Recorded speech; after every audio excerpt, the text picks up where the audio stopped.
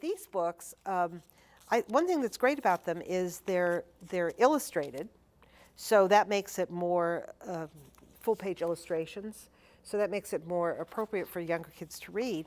And what's really significant is that they're printed, I'm going to show you a page here, in a special type. I don't know if you can see that. And the type is called Dyslexie. And it's a type font that was created by a typesetter in the Netherlands who has dyslexic kids. And so the type font is specifically for kids who have reading challenges. So if you notice, the ascending strokes in the letters go up higher, and the descending strokes, like G's and Y's, go down lower. And there's more leading in between the letters so that they don't run together. And so it makes it easy on the eyes, because part of a learning challenge is just the physical part of actually looking at the page and decoding the words.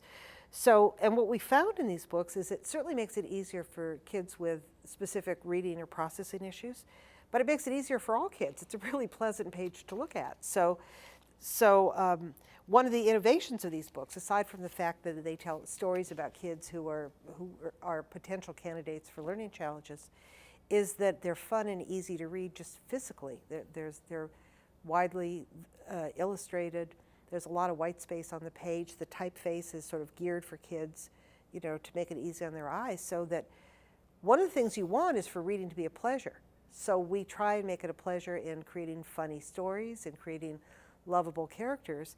And then this completes the goal by having it physically pleasurable to read, to hold in your hands and to read, so that you don't.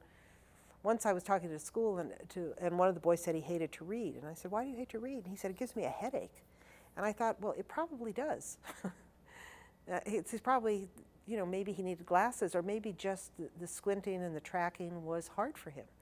So these books are created to be easy on the eyes, easy processing.